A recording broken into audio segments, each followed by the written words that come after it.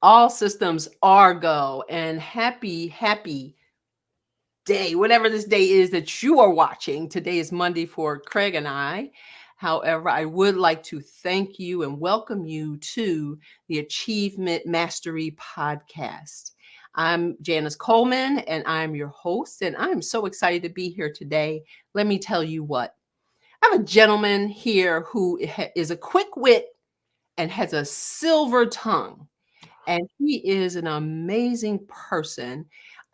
Just as a bit of his background, because we're definitely going to get into um, everything that we can, that he's willing to let us know, everything that we can about this gentleman who started off as a TV anchor, rolled into sales and worked for one of the big dogs in the pharma industry.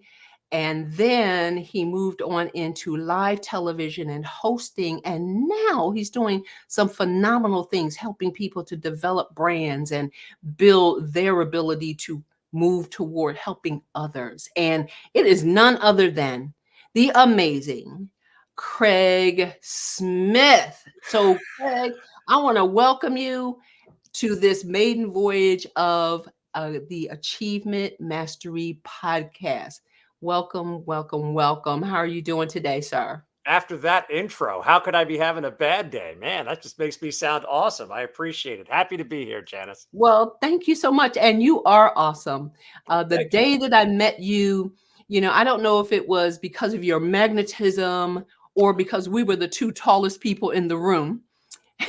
That could have been a Right? fact. I could Could have have been. been a factor. We were up there in the rare air together, is what we were Yes, doing. we were. And that's exactly where we stay. That's where eagles are all of the time, right? Sounds good to me. So Absolutely. we won't talk about the other levels and the other types of birds that are in other places. I'm glad and happy that we were able to make this happen.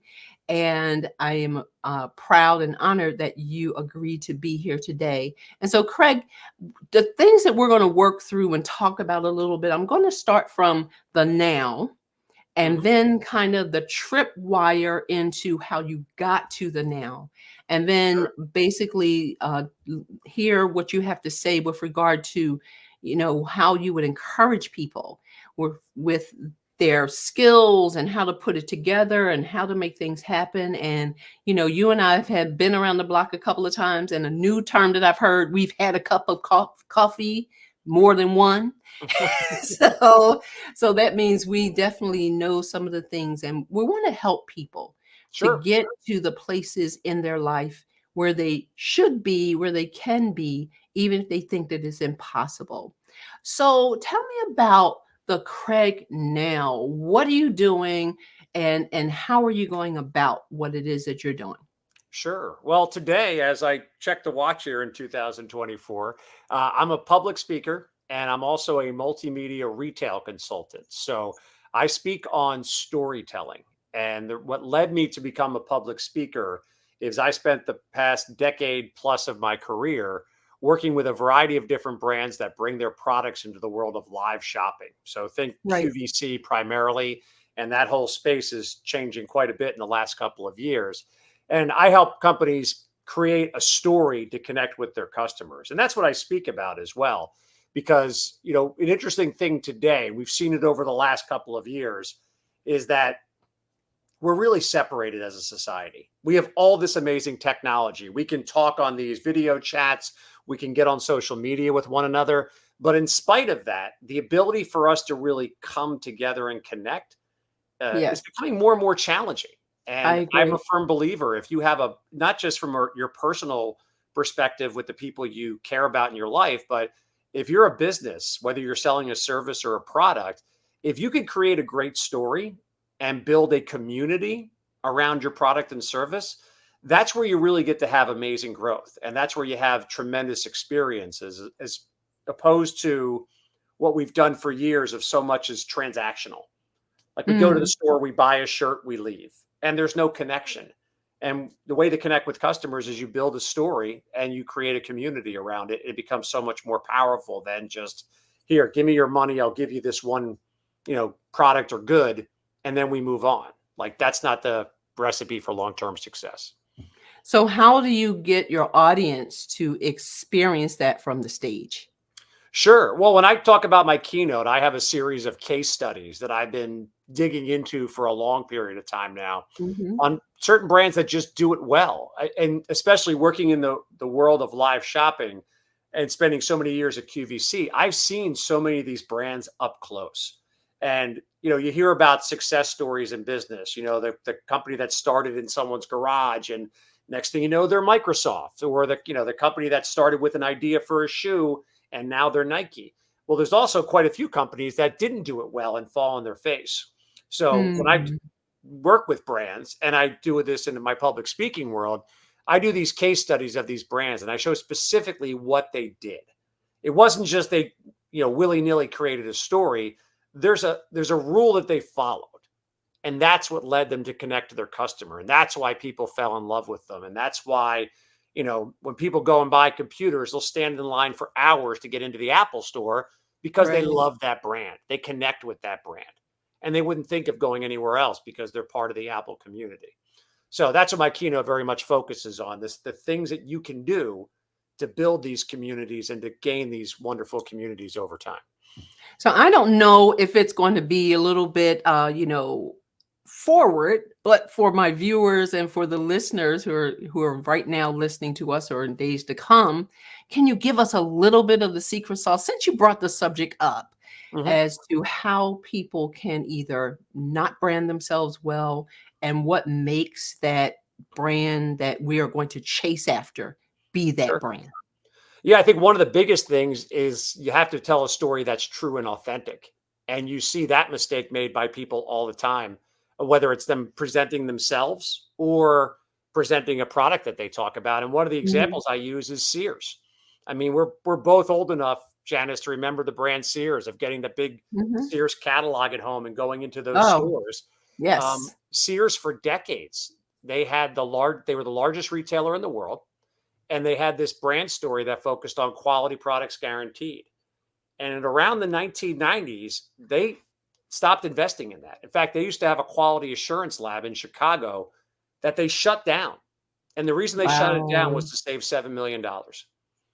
Well, once they shut it down, as time went by, all of a sudden their quality fell apart and Yeah, they lost customers started traction. noticing. Yeah. They lost And traction.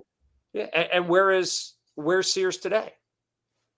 There's less than 2 dozen stores. And where did you buy your last, rug for your bathroom, or the last towel, or the last sheet set? You probably went to Mhm. Target, Walmart, or bought it online at Amazon. And if Sears would have continued to invest in the authenticity of their story, they could be bigger than all those guys right now. So that's one of the lessons I teach of, you have to have authenticity, because you can get away with it for a little while. You can get away with cutting corners and cheating, and kind of, you know, snowing over the customer a little bit. But in time, if you're not authentic, your customer's going to find out, and you're going to come crashing down. So that's one of the big ones I lean into, of creating a story that, who are you really? Why are you here? Right, What are you doing here? And if you create right. that authentic story, people will cling to you. They'll come and join you. So do you feel that with the transition of the online stores becoming more prominent, Mhm. that it created maybe a bump in the road for Sears and they weren't able to recover? I think that happened more. They started to get into trouble, I think, before all of that. They started to get into Mm, trouble in the early 2000s. So the internet okay. wasn't nearly the player it is today. And other brands have still thrived. I mean, there's Target and Walmart are still crushing it out there. And Sure. there's no reason Sears couldn't have done the same. But what you're talking about, the changing and pushing towards things online, I think in many ways that's scary in the retail space. But in Mm, other ways, it's also very exciting, because the world yeah, and the way that we shop is so drastically different than it was 15 years ago. right. It's going to be drastically different 5 years from now, 10 years from now, 15. It's going to continue to evolve. So I think the companies that are willing to adapt, and again, if you build a strong community, your community is going to follow you. Your True, community is going to stay connected to you true. through the That check. is very true. Mhm. So, and we all have different brands that we will walk a mile for. Sure. you know, and there are definitely some fast food or good foods fast stores Mhm. that we will, travel to get to, because it's not necessarily our last resort, but it's really only our only choice, right? Sure. And so when people when a company or an individual creates a brand, as you're saying, it needs to be an authentic story. So with the companies and those that you will help, how do you, and the individuals as well, how do you get a person to really find their authentic story? Yeah, well, I think from a company perspective, you need to take your head out of the grind of every day. Mm-hmm. Because we've all been there, Janice. You're running our own businesses where you get so caught up in chasing the next quarter numbers or the task I need to get done by the end of the day. And when it comes to retail shopping, I think that's where you see a lot of those like buy one get one free or 20% off and free shipping and handling. Great example. Bed Bath and Beyond really leaned into that with their coupons. They used to Right. send those coupons out all the time, 20% off, All the 20% off. time. It was almost like a roulette wheel when you'd go in there and, oh, I got 30% off today. Oh, I got another Right. coupon in the mail. Um, I know so many people that used to have the little flap in their car, the little sun Yes. shield, and it'd be stacked with Bed Bath and Beyond coupons. Yes. Well, that became who they were. Every time you went in there, you were looking for a discount. You weren't going there because you loved Bath and Beyond. You went there because you were trying to save a couple bucks. Mm-hmm. And that in the long term isn't effective. So I talk to these brands of taking their head out of the sand, of doing that, of stop trying to chase the next dollar and instead tell the customer, like, why are you here? Why'd you create this company? What's your purpose? Another Right. great question to ask is what makes you unique and different than everybody else? What Mm-hmm. separates you from being the me too of 37 other companies that do the exact same thing? Right. And there's so many industries out there where you have just an overload of brands. I mean, if you go on your social media site, you can probably find dozens of companies that want to sell you a really cool shirt for the spring and dozens of others that want to sell you their line of makeup or that, like you talked about, the restaurant you want to go to. Um, but you create that story of telling people, this is why I'm here. This is what makes us who we are. This is who we're trying to serve. And you can connect with people on more of a human level than a transactional level. You'll get people to stick with you. Anybody can sell one product one time or one service one Correct. time, but how do you get them to come back again? You need to create a great story to get them to go, yeah, that's the guy I want to take my car to, or that's the brand of Right. shirt I want to buy, or the brand of computer that I want to get next. Yeah, and that is so true in so many levels. We have a family-owned um, gas station repair shop that we had gone to for years. Hmm. And when I call it the plandemic, or the world health crisis, happened in 2020, Hmm. one of their two locations, they closed down.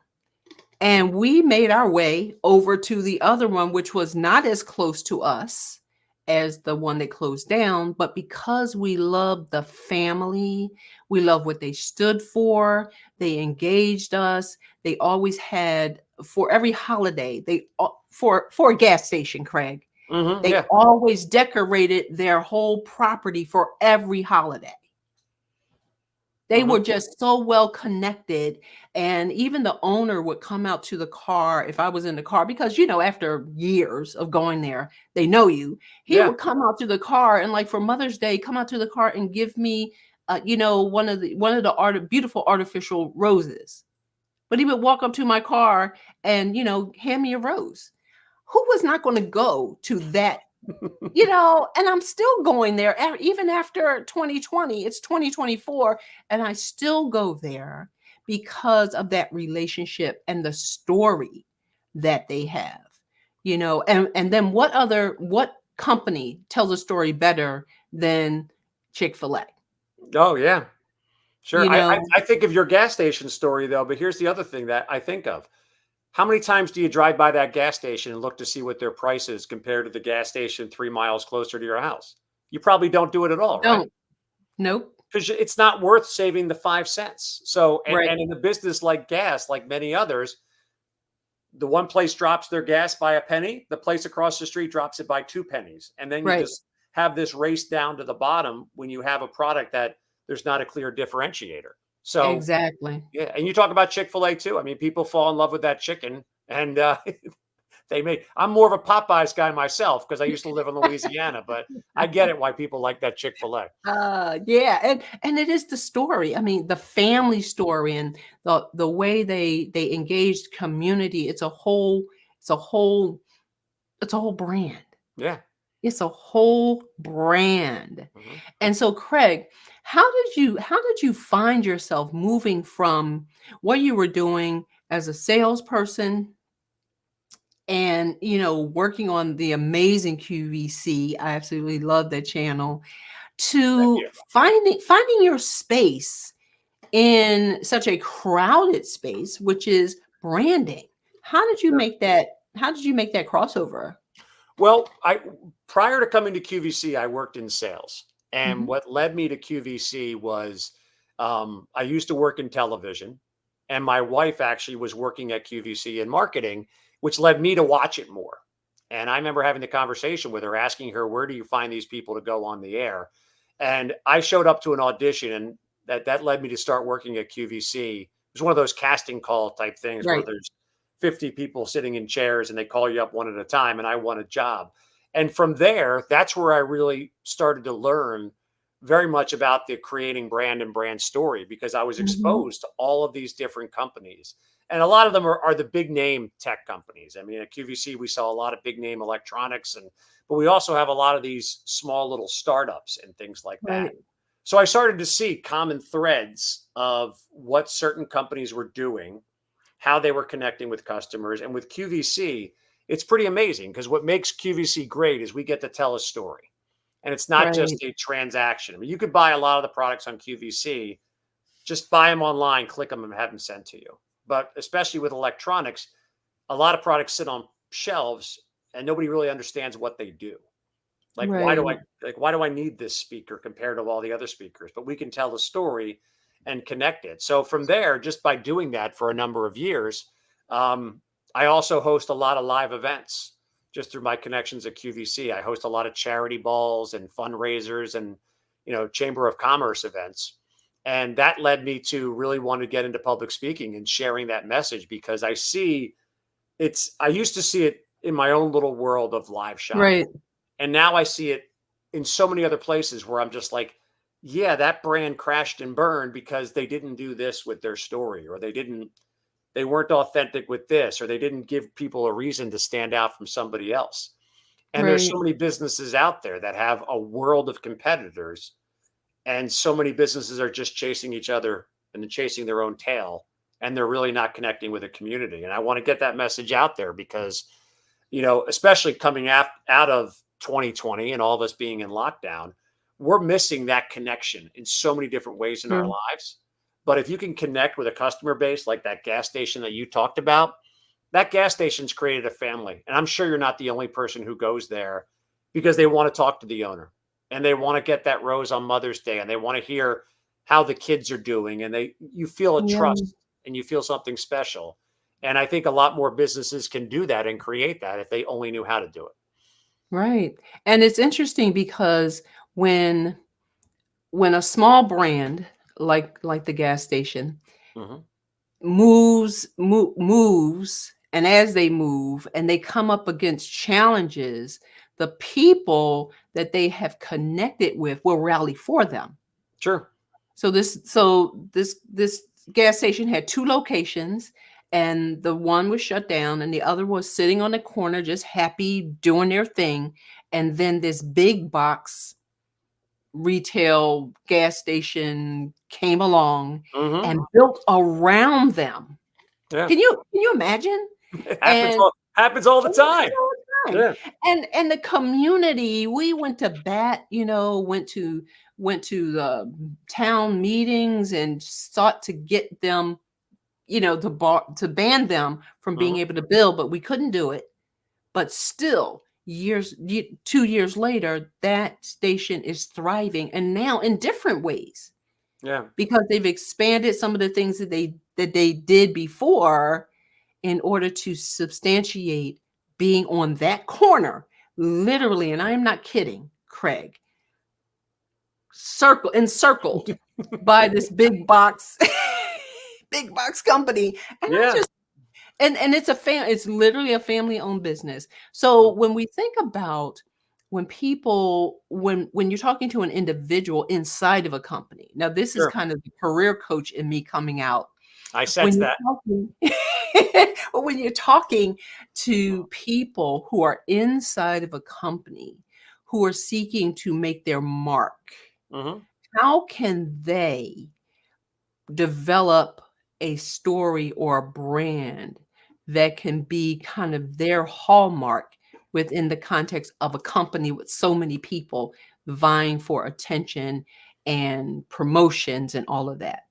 Yeah, and that's a big challenge, especially in big corporate America. And I worked in big corporate America for a while. I mean, I worked for Johnson and Johnson for 4 years, and I ran into that challenge of just, I mean, such a small cog and such a massive wheel that can certainly be a big thing. But I think you have to ask yourself the honest questions and why are you in this business and why are you with this company?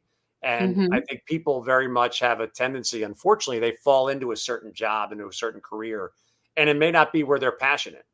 And if they're not passionate about it and it's not where they want to be, I think they need to look at themselves in the mirror and say, all right, why am I doing this? If I learned that at Johnson and Johnson, I noticed that, I was getting frustrated because I wasn't able to move up, but I also stopped and thought to myself, I'm like, this isn't what I want to be doing.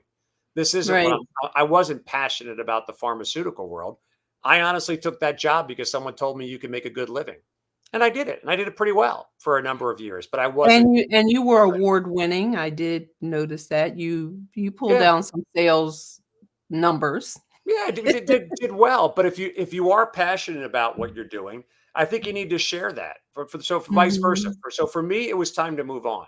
But for somebody Mhm. else where they're in the business that they want to be in, you have to stick to some of those principles. Why Answer the question, why are you here? To me, that's one of the big ones is why are you in this space? What makes you passionate about this space? And I've been fortunate enough to be in my career to land in this space where I work in consumer electronics and in retail, connecting with customers. And it's what I love to do. To me, I feel like Right. this is a great spot for me. Like public speaking, I enjoy being in front of a room presenting to people. So that's what I'm passionate and love about it. And I think if you are that person stuck in the middle of the corporate America job, you have to make that known. I'm here because I believe in the vision of this company, and this is where I Right. want to be. This isn't a Right. transactional career for me to get 2 years and to jump to the next spot. And I also think that in the era we live in now, Janice, younger generations are much more free to do that. They feel that freedom, which I think is a great thing. Because the days of 25 years at a company and a gold watch and a pat on the back on your way out the door, and you've got a lifetime Might pension, be over. those days are long. Those days are long gone. And I think I heard somebody speak about this recently, where the generations moving up now saw their parents work for a company for 15, 20 years and then get laid off or then get downsized or bounced out because they gave that job to somebody much more junior at a third of the price. Yes, So affordable. yeah, so I think if Mhm. you're in that position with a company now, hey, where do you want to be in 5 years? And if it's where you are now and growing within that company, I think companies now would value that people that want to stick around. And if it's not with that company, that's fine too. Go find what you're Right. passionate about and what you're good at it and go chase that. Don't be the person Yeah. stuck in the job for 15 years because you're miserable, because you're afraid of change, because you're just going to end up going in this direction with your career and your life. And that's someplace nobody wants to be. Yeah, I see that so much in the work that I do, as a career coach with boots on the ground or stilettos on the ground. Hmm. Like that. Stilettos on the ground, right in there with people as they make these decisions. And I work with people from the classroom to the boardroom with regard to their careers, whether it's a high schooler learning how to create their first resume, Hmm. or somebody who is senior in their career and wondering if this is the end of the career because of a mandated transition, aka layoff, Hmm. or someone who's just in the middle of their career saying, how can I make the best of what I have done and what it is I see myself doing 10, 15 years down the road. And you're right with regard to saying being in the right place for the right reason. Yes. And it is challenging because people don't want to topple the cart too much because they don't know if they can handle what might happen if it goes south. Yeah. And it very easily could. I mean, you lose the job. You're unemployed for 6 months or a year. I mean, those things unfortunately happen to people. But the thing that's challenging is that, and I've seen this with many people, if they get in that job and then they start operating out of fear when they Yes. see those changes, and they've been at the same place for 10 years or 15 years, and the thought starts to get in your mind that I'm not as pliable as I used to be. I'm not as, Mhm. I can't do this, I can't do that because I've been doing this for the past 10 years. Right. And you really got to get out of that mindset and accept the uncomfortable. And it's horrible. It really is. It can be very Right. difficult making transitions. And I've witnessed it. I'm at the point in my career, I've seen so many of my colleagues and so many of my friends get thrown into that fire. And it's a challenge. It's really difficult. You Right. have those moments of doubt and woe, but that's how, in order to get, not everyone just goes from here to here and just keeps going. Nobody's career just goes like this the whole time. It's Right. It's a lot of dynamics. Yeah, it's an It is a EKG. You have the high yeah. moments, you crash, fired, you get another job. Maybe it's the wrong job. You Right. crash again, you go Right. back up. I mean, Yeah. it's this zigzag type of experience that, Yeah. when you're in it, it's pretty horrible, but Horrific. Yeah. you got to go. I think most people have to go through that in some way, shape, or form in today's society with jobs. And you got to ride that wave and embrace the Yeah. uncomfortable, make sacrifices and say, you know what, I want to do this. And to get there, I got to go through a lot of difficult challenges and a lot of difficult decisions, but you got to commit to it and go for it. Right. Sometimes people will find themselves in that transition, and I ask them or suggest that they do something called get a job. And people Hmm. say, well, I have a job. A job is a just over the bridge. Okay. So if there's something you want to do, one of my clients was a contractor. That's Hmm. the term he'll use for that. He said he works for the government. He's a contractor. I said, okay, I'm not going to ask any more All right. questions. But his goal, he had wanted to be an attorney, Hmm. but found himself not wanting to get into a lot of financial, obligations Sure. to do that. Hmm. And so we put together a strategy for his job, which was to attain a position. Now we worked on all of his collateral and everything, but he was to attain a position at a university that had a law school. Worked that. Now, Hmm. was not my responsibility to get into law school. My Yeah. responsibility was to help him get the job. His Hmm. responsibility was to be that person who could be accepted into law school. And being that he would be at a university that had the law school and they would pay for at least a decent amount of that money, Hmm. that tuition, he could do it for much less than what he would have if he did not have that job. And so that was the strategy, and it worked out perfectly for him. Now it's Great. not overnight. The job may take 2 or 3 years to Yes. get the skills to pass the entrance exam or whatever the case may be, but it takes vision to be Hmm. able to do what you need to do to get to that next space. So even in that story, the story that you have, the brand, people like to hear the tripwire, like where were you and how did you make that happen? Because as Yes. I see it, from my perspective, that should not have worked out. By the way, that's a great story, and it's brilliant because I think so many times we see people when they're on the mountaintop Mhm. and we don't realize how they got there. I mean, That's exactly right. yeah, I'm a big sports fan. So every year I see whether it's the basketball playoffs or the hockey playoffs, all of a sudden there's a guy that just came out of nowhere and is doing amazing things. You see it with musicians all the time. Where did Taylor Swift come from? Well, what you don't see is like the years of self-doubt, the thought Yes. of this album, this album's not going to make it. I don't know if I Right. can do this anymore. And all the hard work and the grinding and the practicing and the rehearsing and Right. all of that to get to that moment of wow, like now you're incredible. But Right. it wasn't just like yesterday you were sitting on the couch eating a bag of Doritos watching Yeah, Netflix. Like, no, exactly. you had to grind. You had to Right. grind It and get took there and me, practice it and push and get kicked in the teeth and come back and do it again until yeah. finally you break on through. I say it took me 15 years to become an overnight success. You know? that, and that's every overnight success story. Yes. Every overnight success Yes. is and I could think of countless ones going down the pike. Get I Yes. have two teenage daughters, and the one has become a big fan of the country singer Zach Bryan. Really become a Mhm. big fan. And I saw a video on him online from 3 years ago, singing a song. I forget the name of the song, but it's a pretty big hit now. He's had a lot of success with it now, and it was Mhm. like a before and after. Like he had opened for somebody singing the same exact song. He was the opening act, and there was like 7 people standing by the stage. And then it Right. cut to him singing that same song in front of a sold out crowd of Right. thousands when he's the headliner. Right. It's the same song. Overnight success. It's the same chords. He's singing it Mhm. with the same group of people. But Right. it took that repetitiveness of I'm going to do this and I'm going to play the small Right. venue and I'm going to be the opening act and I'm going to play the club Right. here and boom, boom, boom until finally you bust that door down. Right. And Yeah. that's hard for people because while you're trying to kick that door down, the door doesn't fall. It's so easy to say it's not going to happen. It's not gonna I happen. can't do this anymore. Well, maybe if you go a little bit farther, maybe you can.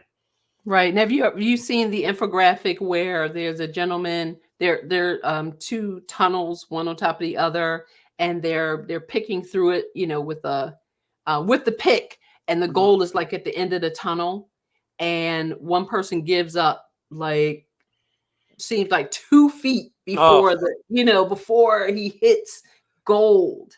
mhm. And that being one of the skills that I think is so important as we talk about achievement mastery. One of the skills that's so important is persistence and tenacity. Yeah. So in your career and in all of the iterations of your career, Mhm. what has persistence and tenacity done for you as a professional? It's helped me get a foot in the door. I think back to my first career when I first graduated college. I went to school down in New Orleans. My family had moved to Louisiana. I grew up in South Jersey, and I had been going to community college. And my dad said, "We're moving to Louisiana. I don't know where you want to live, but figure it out." So I ended up going down to New Orleans, and being down there, I got to get a couple of internships with with ESPN and NBC Sports for different sporting events in that area. Mhm. And I fell in love with TV news, especially sports. I'm a big sports fan. I was nowhere near becoming an NBA player, so I figured be a sportscaster. It's the next best thing. And everybody I talked to, when I would get these little internships, I'd say, I think I want to do this. And all I would hear was how hard it is and how difficult it is to do that job. But I just kept, every time there'd be a big sporting event in New Orleans, I'd reach out to whoever was going to be broadcasting it. And I'd get a little job for like next to no money of carrying cables or driving the car around so people could get here, there, and everywhere. And eventually that led to me creating a demo reel. And that led to me driving around the Southeast and knocking on doors at television stations going, "Hey, I'm Craig Smith. I want to work in television news. Here's my demo reel." And door after door getting slammed in my face. Nice. And finally, I got a woman to talk to me one day in Salisbury, Maryland, one of the best bosses I ever had. And she hired me to work at WBOC in Salisbury, Maryland. And I finally got a job in television. And, I made Yeah. like next to no money. I was living in like a glorified frat house with 3 other guys and a 4-foot iguana, and it was brutal. But it's like you got to keep going through that to get to the next Yeah. step and the next step and the next step. And Yeah. everybody I know who's a success story has had that kind of experience of I had to do this because I knew I saw a goal at the end of the road. And you Right. got to go, maybe some people get lucky. Maybe some people are born and their parents own a company and they know they're going to run it one day. And Right. sure, that has its challenges too, but that wasn't me. And I knew if I wanted to get these things I wanted to do, I had to, you can't, it's so easy to listen to the people saying you'll never make it. And that's Yes. too hard and too difficult. And my thought process is anything worthwhile should be hard and difficult. If it's Right. not, it's not worth it. If Right. doing this or being successful at that was easy, there'd be a million people doing the same thing. But most people just Exactly. go, that's too hard. I don't want to do that. I'm going to take it easy. And that's the opportunity where you get to push through and find the success if you're willing to go the extra mile. Right. People give up on themselves so quickly. Yep. So Mhm. that learning, the quadrant where it talks about the learning continuum. So in the upper left hand quadrant is unconscious incompetence, Yes. Yes. and then conscious incompetence, and then the upper right is conscious competence, and then the lower right is unconscious competence. And so many people stop at the conscious competence because it's hard. Hmm. The iterations, the reps, putting in the time, doing the things you have to do, being in the pits, which is putting in time, being in the pit is hard. So if we think about it from the standpoint of a baby and that continuum, the baby, when the baby is born, is unconsciously incompetent. They don't even know that they can't walk because they don't know anything about walking. Hmm. And then they start to become aware of their surroundings and realize there's this thing that I'm looking at. People are mobile, they're moving, ambulatory, moving around, Hmm. and I really might be able to do that. In their minds, like they're scooting around. Why And not? then right, and then they become from unconscious incompetence to conscious incompetence. Yep.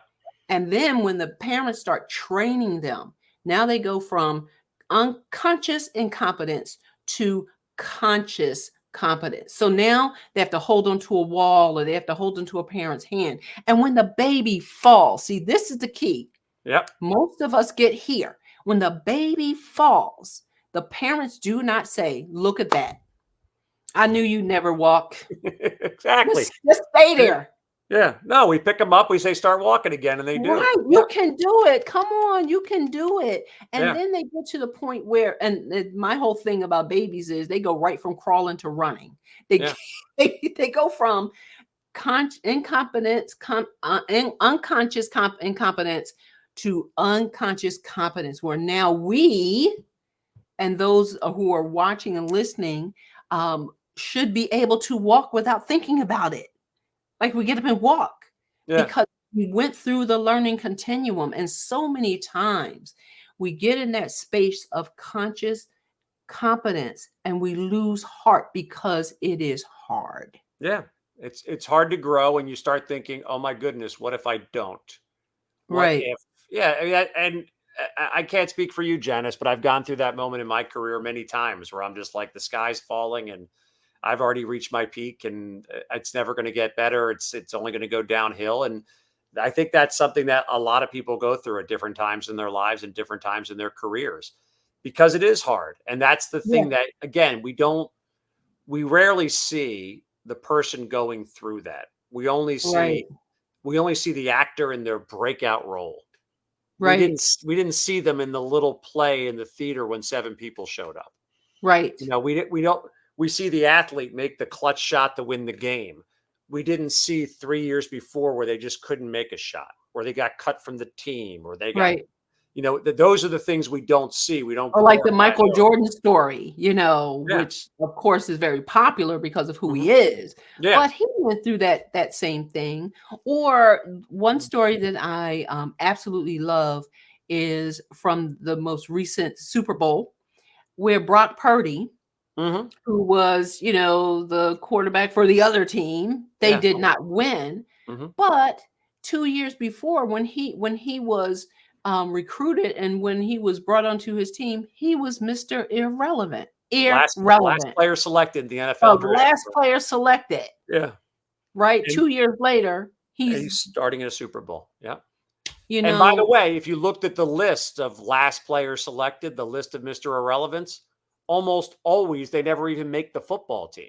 right, So the idea, if he had listened to the doubters, if he had looked at the odds and said, well, everybody in my perspective always gets cut, never makes the team, and they're doing a different they've retired from their sport and they're doing something else in 3 years. right, right, Logic would tell you that's what he should have thought, but he right, didn't. And right.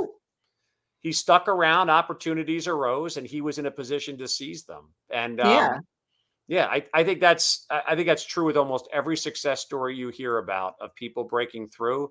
There are those moments of failure and self-doubt. And yeah, you have to take the next step to, because you don't know which step is going to be the breakthrough one. You just got to keep taking exactly. them until you get there. Exactly. And you have to determine what story you're going to listen to. Sure. Hmm. And sometimes, and I don't know the phrase you just said, I don't know about you, Janice. Well, I don't know about you, Craig, but sometimes we don't necessarily grow up in environments where there's a positive story to be told. Hmm. You know, we're in an environment where there are no cheerleaders because it just is what it is. We don't have necessarily that kind of spirit or that kind of attitude in our families. And so the only story we know is the one that says we can't do it Hmm. or we can't be a great, TV live hosts, or we can't make sales out, phenomenal sales records. And we can't do that because that's not us. Yeah. And so many people will move through life like in my particular world. Growing up, I didn't have like people who even went to college. I did some of the A lot of my family didn't even graduate from high school. Hmm. And so it was the kind of thing where I was moving along just based on sheer innate ability. It Hmm. was not where, I had all of the guidelines and, to help me to get there. And Sure. it wasn't until, and sometimes I'll say this to the listeners and to those who are watching us. I'll say this: sometimes you have to borrow somebody else's story. Sometimes you have to borrow somebody else's story, Hmm. what you can pick up and make your own. Because I had to borrow somebody else's story. I was that student. I was from kindergarten all the way up to eighth grade, getting straight A's and the whole 9 yards, good Hmm. standardized test scores, the whole 9 yards. But it wasn't until a phys ed teacher. Now you tell me, how is it a phys ed teacher, not the counselor, not your Hmm. homeroom teacher, but a physical education teacher just happened to take a gander at my records. And Hmm. then he said to the counselors, I think she needs to go to a different school, not the feeder schools. She needs to go to this academic school called Philadelphia High School for Girls. She shouldn't go there. She should go here. Hmm. Until that time, Craig, nobody in our junior high school had ever been to that school. So right then, I was taking somebody else's story and making it mine Yeah. in I order think, to yeah. go ahead. I was going to say, think about how that one interaction with that one individual decades ago totally shifted your life in a different direction. Yeah, Yeah. it did. Yeah. Totally. Yeah. And yeah, and thank you for saying decades and not, something else like at Well, I mean, it's fair to say it was at least 20 years ago, Janice. I least didn't want to 20 get years ago. particulars here, but it was at least, At- yes, at now least. now that you're 35, listen, we Yes. got to accept it, You got to accept it. The deal, go with the hand you're dealt, right? Yep. 100%. So, yeah, but and so sometimes people might say, and this is why achievement mastery is so important, because there are people who are sitting at a desk somewhere who would love to move forward, but they don't have the Sure. skill set. Hmm. and they don't even know they don't have the skill set. They don't even know what they don't know. Hmm. But they need to hear that, yes, they can be a manager. Yes, they can go to school and finish a bachelor's degree or a master's degree or even a PhD. Yes, they can own their own company. Sure. Yes, they need to be able to hear that. And so one of the things that's so important to me is moving the idea of I can't do that into obscurity. Let's Yeah. move that idea out and avoid, and as the byline says, avoiding average with a vengeance. Like I am avoiding average and I am looking at whose story I can borrow in order to say, yes, I can, To take that next step. Yeah. to take that next step and just take the step. Yeah, you might fall. You might be in that conscious competence and fall down a lot of times and bump your Yeah. noggin. And that's Okay. and that's fine. But most people are uncomfortable stepping out and saying, "This is what I want to do," and actually Right. actively doing it. And that's what Right. stops most people. And I think the older we get, the more likely we are to lean into that. And that circles Yes. back to what we were talking about earlier in this conversation of that's where people get stuck in the same job for 15, 20 years and become Right. miserable. Right. Hey, certain personalities, people do that same job 15, 20 years and they're happy. Maybe their ambition is Yeah. something else in their personal life or whatever it can be. I certainly don't want to bash that. I mean, you got to Right. find out what's inside of you. But if you're still stuck in that same position for 15 years and you're showing up and you hate the boss, you can't stand the job you do, you don't like the people you work with, well, that's when you got to look in the mirror and say, yeah, I got to take a chance. I got to do that. Right. I got to step outside of the comfort zone and go because Right. nobody's going to do it for you. There's no magical Right. person that's going to show up at your house and all of a sudden say, "Hey, you know that dream you've been working on? It's right here. If you just walk outside the door, we have it waiting for you on a platter." It's not happening. Yeah, It's like not no, happening. yeah, nobody showed up at Beyonce's door and said, "Hold on, we got a great career here for you. Just climb No. right on this my palm here, and I'll take you there." No, doesn't work Right. like that. Yeah. No. And by the way, she is a phenomenal, phenomenal performer. Sure. Just head and shoulders above the rest, with regard to a lot of what she's capable of doing. But you're right. Nobody's going. I heard, I think it was Mel Robbins say, nobody's coming Yep, to I've seen save that. you. Mhm. Yeah. Nobody's coming.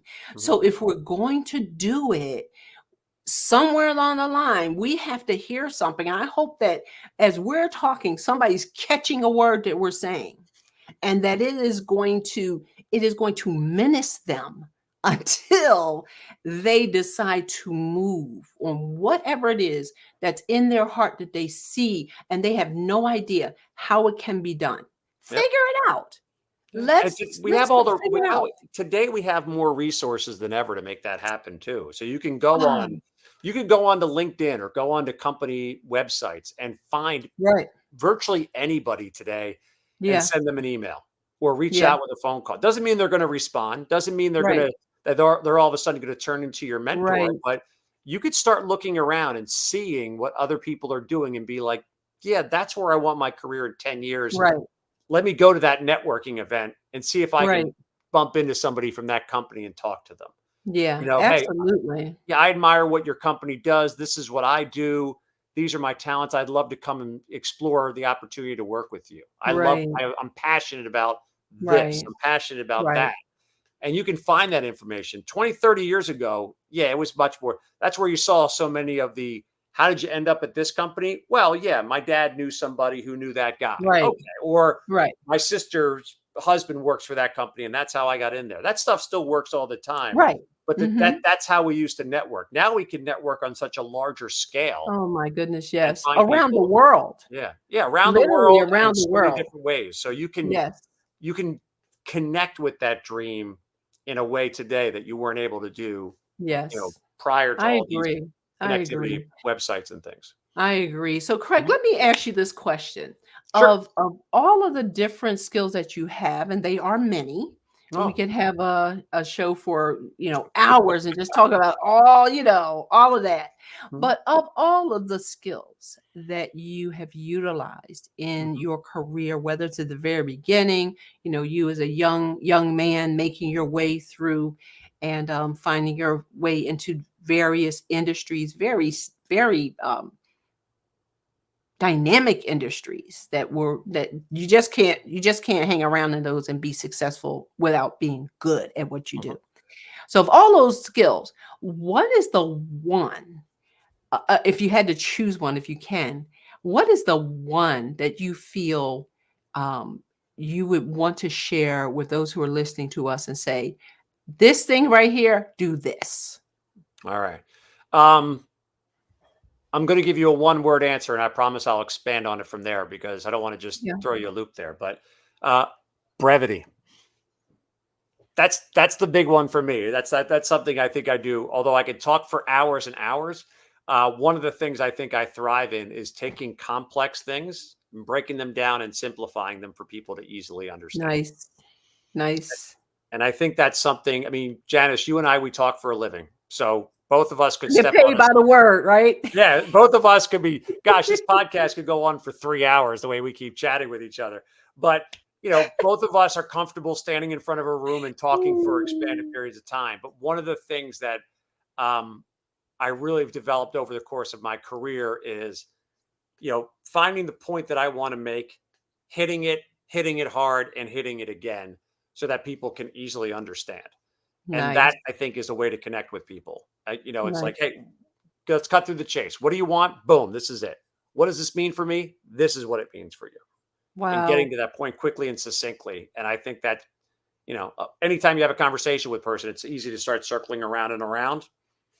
But the ability to hit the nail on the head and hit it hard, I think, is something that I've developed over time that I'm proud of.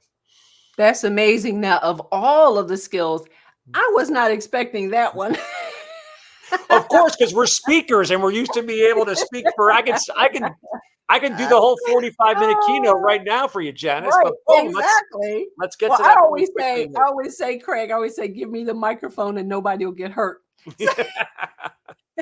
so, so that's important. And brevity is key to being able to not only just share information, but I think also sometimes putting a stop on the mouth so that we can listen, so that we can better understand people and build relationships. I heard it said that people always want you to operate toward them as if they have a sign on their forehead saying, I am important. And sometimes it's just that skill of listening that does do that. And then the brevity says, you are more important than me. So I'm going to cut down on my words and I'm going to listen more to what you say. So I greatly appreciate that.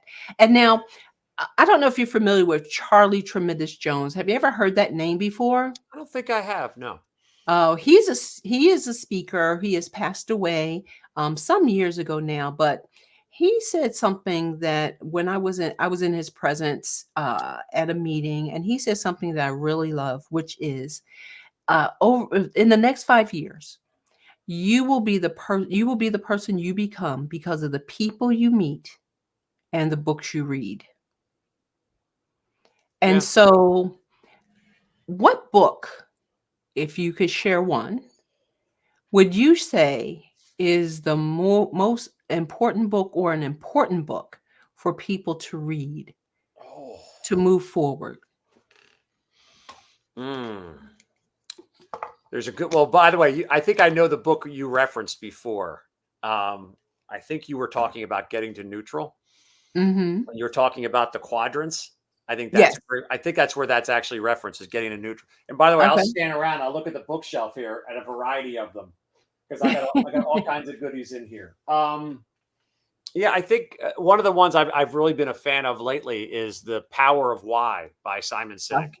Um, okay. I think is a great one. There's so many great ones out there that I've read. Of course, being in the speaking world like you, Janice, I mean, we all get exposed to everyone we know writes a book. I know you've written books, and they're all. It's great to get people's insights and things like that. Yeah. But one that I've been been reading lately is Simon Sinek's The Power of Why. And basically he talks about people don't care what you do, they care why you do it. And that's something Mhm. that he's a wildly successful speaker and consultant Yes. because of that. And to me, that ties into what my message is about storytelling. And I think for people looking to make those changes, for people who want to, become masters at their crafts, whatever it might be. And in the business world today, when you want to connect and tell your story with people, people do want to know the why. Mhm. It's not just I'm doing this, I'm doing this, I'm doing this. They want to hear the people that don't care what you do. They want to know why you do it. And that makes Right. a great personal connection. So I'll throw that. By the way, if you ask me this question next week, I know I'm going to have a different answer for you. And the week after that, I'll have a different answer to that because there's so many. But I'm Yeah. going to go with that one for today. Yeah, well, this is the thing. We're ever growing, we're ever learning, and it's important, I believe, for us to get fresh information. Have your mainstays because I have some mainstay books, but Sure. then there are those books that I do read. Probably put in about 20 or 25 good books a year in order to just continue to grow and to be relevant. Hmm. We have to be relevant. So I really appreciate that. So that is Why by Simon Sinek. Now I'm Yep. going to put all of his information in the show notes. You're going to get information about Craig Cool. and his and where you can find him and how you can connect with him.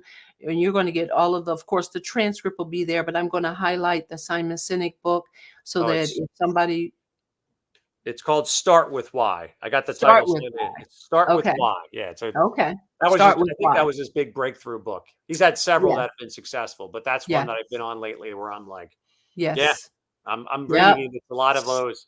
Like you yeah. talked about, Janice, you got to keep challenging yourself and keep growing. And when you Right, come across those books that make you stop and think about the way you're doing things, like those are the right. ones that make the difference. So that's a good one. Yeah, yeah, because life is ever changing, and we have to definitely change along with it. I think it was Henry, not Henry Ford. It was I'm losing the name right now, but that's some famous person, some famous person who said, "Change before you have to." Okay. I'm not familiar with that quote, but it sounds like a great one. Yeah. Change before you have to, and I'll find it, and I'll put it in the show notes, so All right. I'll send it to you. I'll put it in there, but it has been absolutely a pleasure, Craig, having you with me today. This conversation has been dynamic. You have inspired me, and I hope that those who have listened and have watched us have been inspired, and that you stopped and you had to restart it and stop and restart it again, because this is not without heavy stuff. Yep. This right here, this conversation, if you just took this conversation, you could go for at least 6 months building and rebuilding wherever it is you are. And No so doubt. I want everybody to be encouraged to know that what we are here to do is to make a difference in your life so that you can be better having been here with us today. Get to know Craig, get to know me, know that achievement mastery is possible. It absolutely is possible. Be amazing. And we look forward to our next episode. And it's bye for now. And thank you, Craig. I look forward to continuing our friendship. And I hope to see you real soon. Bye for now, everyone.